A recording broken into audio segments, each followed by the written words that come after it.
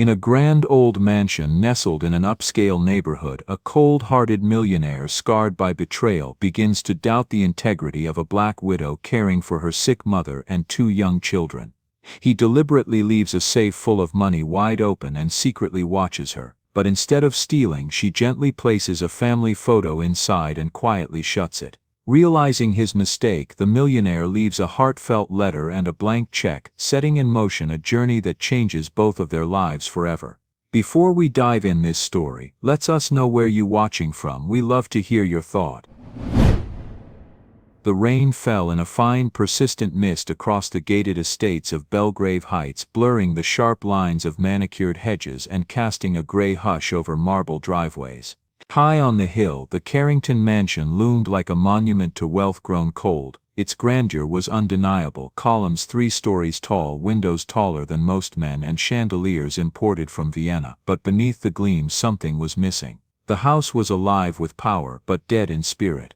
Inside, on the second floor, behind heavy walnut doors, Lionel Carrington sat alone in his study, lit only by a single desk lamp. The warm glow it cast did little to touch the chill in the room or in him. 62 years old, with hair like frost and a gaze that cut like glass, Lionel had built empires, outlived enemies, and buried every illusion he ever held about loyalty. What sat in his lap now was not a business proposal or a stock report, it was a personnel file printed on thick ivory paper. He read it slowly, without expression, though his jaw twitched at intervals. Clarissa Mayfield. Age 35, African American, widow, 2 children, employed as a housekeeper 7 months ago. No prior incidents, no complaints, a model worker according to the head of staff. Lionel's lip curled, barely noticeable. 7 months was long enough to wear a mask. Everyone wears one, especially when they need something. He closed the file but didn't set it down. Instead, he stared through it, through the wood of the desk, through the decades of his own life. There had been a time long ago when he trusted people, when love didn't feel like a transaction. That time ended the day his wife drained his accounts and vanished with his attorney, and the business partner who once toasted him with aged scotch. He'd sold Lionel out to competitors for a fraction of what he was worth. Lionel hadn't spoken to a friend since 2011, hadn't tried to make one either. He stood up, slowly, with the weariness of a man who carried betrayal in his bones. His cane wasn't for show, his right knee had never been the same since the fall, but he rarely leaned on it. Weakness, even physical, was something he despised. He crossed the study, tapped a panel in the bookcase, and watched it slide open to reveal a steel safe embedded into the wall. The keypad blinked awake. He typed in the code without hesitation. With a quiet click, the door swung open. Stacks of crisp $100 bills, a row of gold bars, a pouch of diamonds. This was not wealth, it was bait. He left the door open just slightly. Enough to tempt. Enough to test. The cameras were hidden well, angles perfectly chosen. He could monitor everything from his private room upstairs, and he would. Tonight, because Lionel had made a decision, he would test her. Clarissa, the quiet one, the widow, the one with tired eyes and clean hands, the one who looked him in the eye without flinching but never said more than what was necessary. She'd kept her head down for 7 months, polite, disciplined, predictable, but so had the last maid who'd stolen his wife's bracelet, and the one before that who skimmed from the liquor inventory. Clarissa Mayfield might look different, but no one, Lionel believed, was truly honest when no one was watching. He lingered for a moment before leaving the study, glancing at the open safe. A part of him, small, buried deep under years of cynicism, hoped she would prove him wrong. That maybe, just maybe, someone out there still did the right thing when given the chance to do wrong. But hope for Lionel Carrington was a dangerous indulgence. He turned off the light, walked out, and locked the door behind him. Upstairs, alone in the dark, he sat before a monitor. The room was silent, save for the soft hum of rain against glass. His face was stone, his heart even colder. The stage was set. The trap was elegant, and somewhere below, a woman who didn't know she was being tested would soon be handed a silent, impossible choice. The first light of morning crept softly through the tall windows of the Carrington estate, weaving thin gold lines across the marble floors and catching in the mist that clung to the glass like breath on cold metal. The house, still wrapped in silence, was caught between night's end and day's beginning, an in-between moment that rarely belonged to anyone. But it belonged to her. Clarissa Mayfield moved quietly through the back kitchen, careful not to let the cabinet door click shut, not because she feared anyone would reprimand her, but because quiet had become her rhythm. 35, skin the shade of dark coffee, eyes deeper than exhaustion, she stood at the small stove and watched water heat in a dented steel kettle. Her hands, rough from bleach and scouring powder, rested on the edge of the counter. Her body ached from another night of poor sleep, her back sore from hours of scrubbing. But she didn't sit. Not yet. A soft cough echoed from the hallway behind her. Clarissa didn't flinch. She reached for the ceramic teacup she always used and added 2 thin slices of ginger, crushed between her palms, into the hot water. No sugar. Sugar irritated her mother's throat. She walked slowly into the adjacent room where an old recliner sat facing the window. Her mother, thin and wrapped in 3 layers despite the warmth of spring, gave her a nod, too weak to smile but still trying. Clarissa knelt beside her, holding the cup close, letting the steam rise to the old woman's face before helping her sip. "It's fresh," she whispered. "I found some new ginger in the pantry last night." Her mother's hand trembled as it held the cup, but Clarissa didn't comment. She simply steadied it, like she had 1,000 times before. Outside, the mist still blanketed the garden. Somewhere beyond the fog stood the rest of the mansion, larger, colder, empty of life, but this small corner, this kitchen, this chair, this moment between daughter and mother, it held warmth. Barely, but it was theirs. Clarissa stayed until her mother finished half the tea, then kissed her forehead and returned to the sink where a bucket of warm water and lemon oil waited for the day's first task. The rest of the staff wouldn't arrive for another hour. This was her moment to move freely, to prepare, to be alone with her thoughts before she put her mask on. She'd worked in 5 homes before Carrington's. Each one taught her something different. How to move without being noticed, how to speak with dignity but never too boldly, how to disappear when tension filled the room. But here was different, not because of the pay, not even because of the grandeur, but because she had never, not once, laid eyes on the man who owned the place. Lionel Carrington was a ghost, a shadow behind glass. She'd seen his face in tabloids, old articles about investments, a divorce scandal years ago. But in this house, he never spoke to her, never passed by, never called her name. Orders came through the head butler, always filtered, always distant. At first she thought it was because he didn't trust her. Then she realized he didn't trust anyone. Still, she had no time to wonder about his reasons.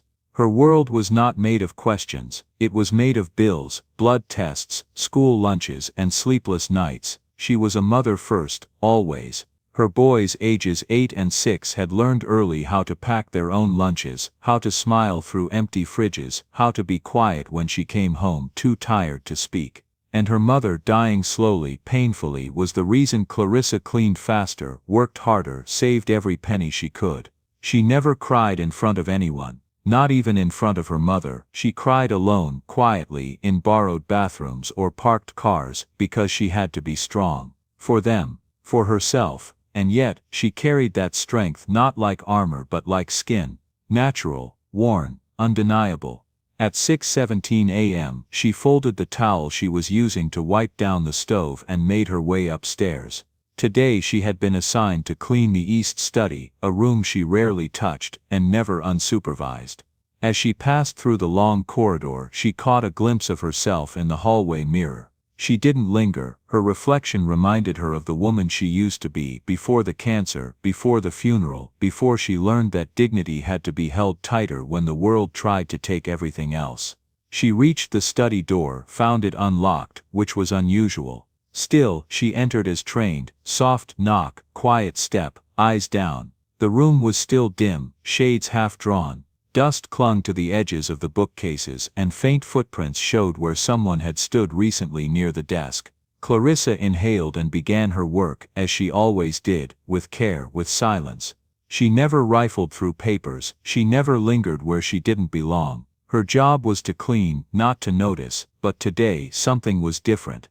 When she reached the far wall where the bookcase met the fireplace, her eyes caught a glint. A door partially ajar, and behind it a safe, open. She froze, her heartbeat quickened, not in excitement, but in warning.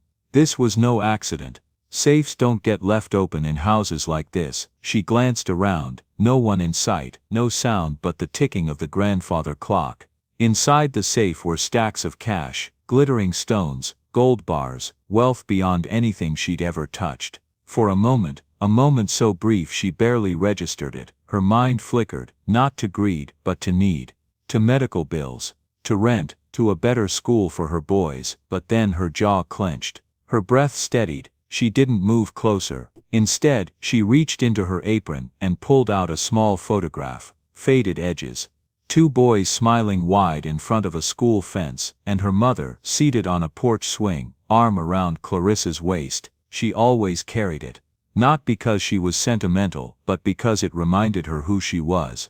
She placed the photo gently on the shelf beside the safe. Then, using her cloth, she wiped the smudges from the safe's edge, quietly, respectfully, like one might straighten a crooked picture in someone else's home. And then, without a word, she closed the door. Not all the way, just enough, just the way it had been. She turned back to her cleaning, face calm, hands steady, but her chest burned. Not from temptation, but from the insult of it. She knew a test when she saw one. And someone, somewhere behind glass and silence, was watching. Let them. The cameras were rolling. 4 of them, angled discreetly behind the antique clock, the carved molding above the bookcase, the corner of the floor lamp, and behind a vent near the ceiling. No sound, just images, crisp, clear, unblinking. Lionel Carrington sat in the private surveillance room, alone, the glow of the monitors washing his face in cold light. He hadn't slept. He hadn't wanted to. His cane rested against the arm of the chair, untouched for hours. His fingers were folded tight beneath his chin, elbows on the desk, eyes trained on the door to the east study. He had already replayed the test 100 times in his mind. What she'd do, how she'd react.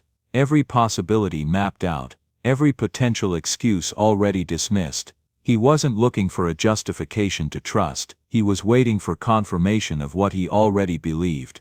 Everyone wants something, and given the right chance, they take it.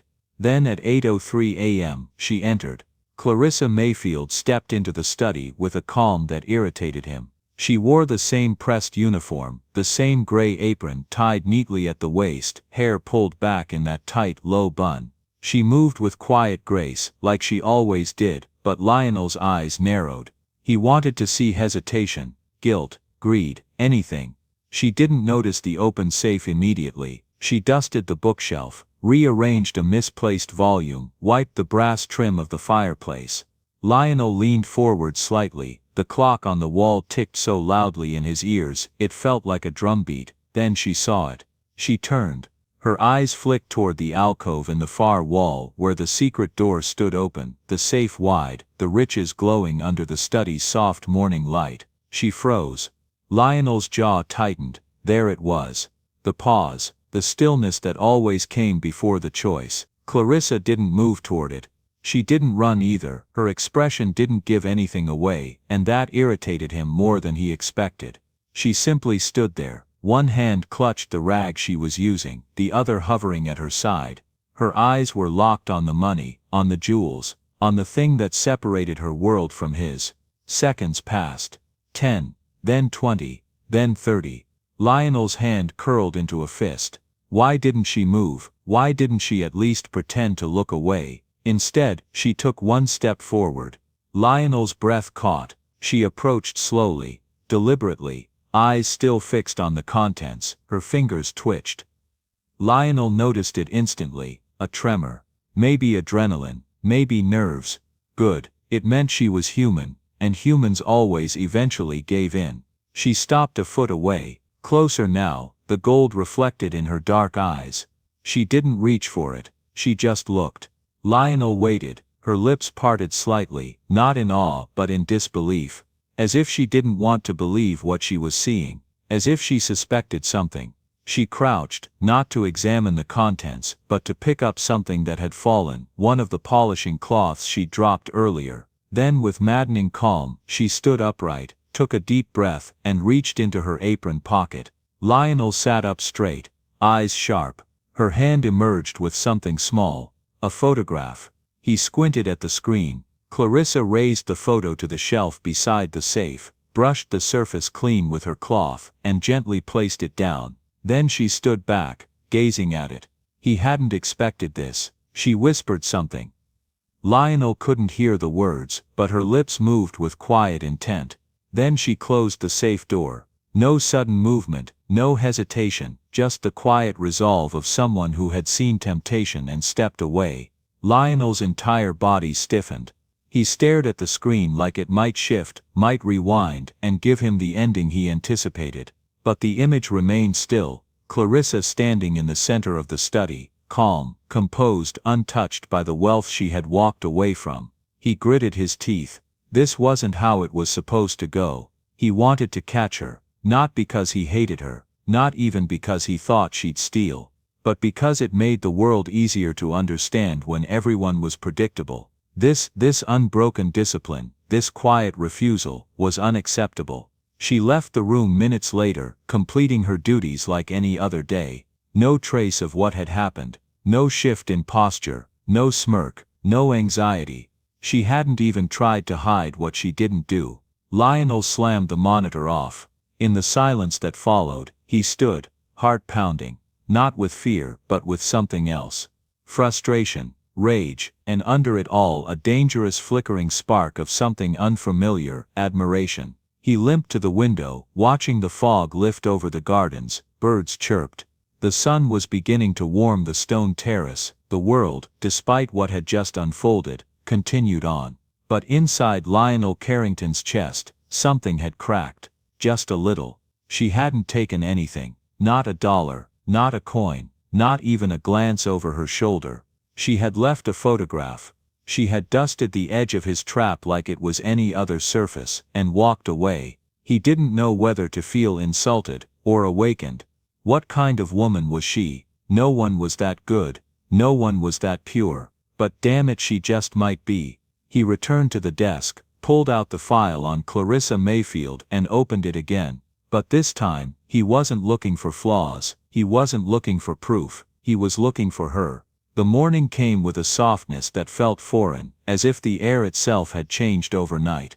The Carrington estate, usually wrapped in cold silence and calculated stillness, seemed to breathe differently, lighter, quieter in a way that didn't feel empty. The mist had lifted, revealing a rare clarity in the spring light as it streamed gently through the rear kitchen windows, casting pale gold shapes across the tiled floor.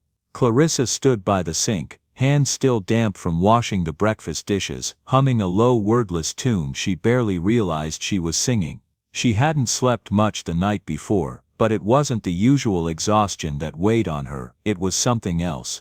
Something she couldn't name. She had gone about her duties as usual. No mention of the safe, no sign that anyone noticed, but it lingered in her mind, not because of what was in it, but because of what wasn't. No confrontation, no punishment, no acknowledgement. She had almost convinced herself it had been an accident, or worse, a cruel test set up to prove she didn't belong. She was used to invisible expectations, to rooms that judged her before she opened her mouth, so she had done what she always did, kept her head down and her pride upright. Now, as she dried her hands, her eyes fell on something unfamiliar on the small table near the stove, a folded piece of cream-colored paper, placed squarely on the surface where her sons usually ate their cereal. She froze. No envelope, no name, just the gentle crease of aged paper, and a strange stillness in the room that made her pulse slow and sharpen at the same time. Clarissa reached for it cautiously, almost reverently, as if touching it too quickly might break whatever fragile thread had carried it into her world. She unfolded the letter with care, and immediately noticed the handwriting, old-fashioned, deliberate, the ink slightly smudged in places, like the hand that wrote it had trembled. She began to read, "Miss Mayfield, I watched you yesterday. I watched you in a moment when you thought no one could see. What I witnessed was not only restraint, or integrity, it was something deeper, something I've forgotten how to name until now. You reminded me of what it means to carry dignity without need of recognition. You reminded me of something I thought had died in me long ago, belief. Clarissa's breath caught in her throat, her fingers tightened slightly around the page. She kept reading, slower now, as though each word pulled her forward gently, against her will. There was a time when I believed in decency, in honor, in the quiet strength of good people. That time ended when those closest to me proved me wrong. Over and over, I built this house like a fortress, not to protect what I have, but to protect what was left of me. And then you closed the safe. You could have taken something. You could have hesitated longer. You could have looked around, weighed your options, but you didn't. Instead, you placed a photograph on the shelf. You dusted the surface, and you walked away. That was not just honesty, it was a kind of grace I've only read about in stories, never seen in life, until now. The words began to blur, not from smudged ink, but from the heat behind her eyes. She blinked rapidly, refusing to let the tears fall. Not yet, she continued. I've judged too many people from behind glass, and I thought that made me wise, but yesterday, you reminded me that wisdom without compassion is just fear in disguise. Enclosed is a check, it is blank. I want you to write a number, any number, that would change your life and the lives of your children. This is not a reward, it is not charity, it is a thank you, a gift. No strings, no expectations, and though I may never say it aloud, you have restored something in me that no wealth ever could. Clarissa stood still for a long moment, the letter trembling slightly in her hands. The kitchen was utterly silent. She could hear the tick of the wall clock, the distant hum of the refrigerator, the soft breeze brushing against the window pane. It all felt impossibly real and yet unreachable, like she was floating outside her own life. Her eyes dropped to the small envelope tucked beneath the letter. She lifted it with slow fingers, turned it over. Inside was a check. Her name had already been written at the top in careful, unmistakable script. The amount line was empty. She stared at it for what felt like hours. She didn't cry for the money. She cried because someone had seen her. Not just her labor, not just her silence, but her. And not with suspicion, or pity or arrogance, but with belief. She pressed the check to her chest, eyes closed, tears streaming freely now, no longer held back by pride or exhaustion. The sob that rose in her throat wasn't loud, but it was deep, one of those rare unguarded sounds that comes from a place buried so long, it forgets how to speak. She thought of her mother's medication, the bills piling up, the boys growing too fast for their hand-me-down shoes. And she thought of how many years she'd spent swallowing hope like it was poison, always dangerous, always too good to trust. But this felt like permission to believe again. And belief more than anything, was what she needed. Not the money, the recognition, the trust, the quiet unspoken truth that someone had looked at her, truly looked and seen, not just a worker, not just a statistic, not just another black woman surviving on grace and grit, but a soul worth honoring. Clarissa folded the letter, slid it back into its place, and pressed both palms to the table's surface. Her body trembled, but not from fear, from relief, from release, and for the first time in years, her tears were not from struggle, but from being seen, and finally believed. The scent of cinnamon and warm butter drifted out onto the quiet street, carried by the early summer breeze that danced through the trees lining the sidewalk. The painted sign above the shop door read Mama Mayfield's in soft cream script, outlined with vines and tiny golden stars, that Clarissa's youngest had insisted on adding himself. It was a small bakery, tucked between an old bookstore and a florist, nothing fancy, but it had heart in every corner, from the hand-painted menu chalkboard to the worn piano in the back where her mother sometimes played gospel tunes in the afternoon. 1 year ago, it was a dream she didn't dare let form. Now, it was the heartbeat of a life reborn. Inside, Clarissa stood behind the counter, her apron dusted with flour, sleeves rolled up, cheeks flushed, not from heat, but from motion, from purpose. The bell above the door jingled softly, and she glanced up instinctively, ready to greet whoever came in. But the figure already sat quietly near the window, a book open on his lap, eyes scanning the page with the patient rhythm of someone who finally had time to read. Lionel Carrington. He came every Thursday morning, always the same seat, always with the same quiet, but never distant. Not anymore. He wasn't the man she'd once feared was watching her behind walls and cameras. He was older now, not in age but in softness. His shoulders were looser, his gaze no longer sharp with suspicion. He still walked with a cane, still wore those tailored coats even in spring, but now he smiled more. And when he smiled, it wasn't the tight strategic grin of a man who owned everything. It was the simple, sincere curl of someone who'd been given something back. They didn't speak often about the letter, or the check, or the safe. The gift he gave her had never been just the money. He knew it, she knew it. What mattered was what came after. Clarissa poured him tea without asking, placing it gently on the table beside him. He looked up, his eyes meeting hers with that familiar glint, not of pride, but of respect. "They're beautiful," he said, glancing toward the corner near the window, where her boys sat working through their homework. Her eldest was hunched over a math worksheet, his brow furrowed in focus. The younger, more restless, kept tapping his pencil to a rhythm only he could hear. Across from them sat her mother, healthier now, skin full of color, laughter returning in bits and pieces. She was teaching them a poem, Langston Hughes. Clarissa recognized it. "I too." Clarissa nodded.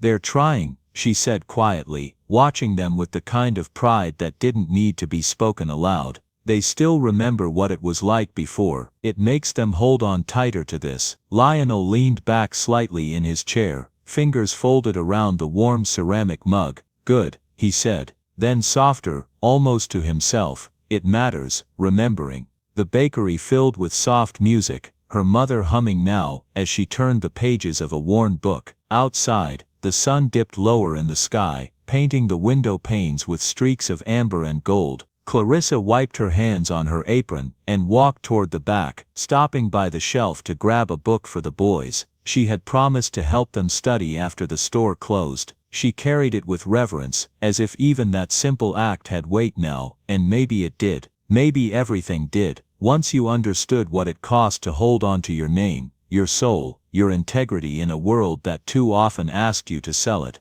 As the sun lowered, they all gathered on the patio behind the bakery, a space once used for deliveries, now transformed into a quiet garden strung with fairy lights and overgrown roses. Clarissa sat at the picnic table with her boys, books open, her voice steady as she helped them read through a science lesson. Her younger one, as usual, asked too many questions. Her elder corrected his pronunciation with a frown that was a perfect mirror of her own. She smiled, not because it was perfect, but because it was theirs. And Lionel, true to form, sat beneath the wisteria vine, a book in hand, reading but not really reading, listening more than watching. His cane rested beside him, forgotten for the moment. His eyes sometimes drifted to the boys, sometimes to the woman who once closed a safe when no one asked her to, and sometimes to the sky, as if trying to understand how a heart so closed could ever open again. He didn't try to explain it, not even to himself. He didn't need to, because something had changed. He had spent a lifetime controlling everything, people, money, outcomes, but what Clarissa had done that morning in the study wasn't something he could predict or buy or manipulate. She had broken his certainty, and in doing so she'd given him a new one. As twilight settled over the garden, the air warm and still, Clarissa looked up from the book, eyes meeting Lionel's across the yard. She gave a small nod, quiet and sure. He returned it, and for a moment, neither said a word, because some things don't need to be said, and some truths, when earned, are better left in the quiet between those who understand. A single porch light clicked on, the vines rustled with the breeze, a boy laughed, and above it all, the voice of the narrator returned, not from a page, but from the very spirit of the story they had unknowingly built together. A safe was left open, not to see what could be taken, but to see what could be left behind. And sometimes, all it takes is one quiet act, done without audience or applause, to awaken belief in someone who thought it was gone forever. Because every once in a while, when we least expect it, we are given a reason to trust in good again. Join us to share meaningful stories by hitting the like and subscribe buttons. Don't forget to turn on the notification bell to start your day with profound lessons and heartfelt empathy.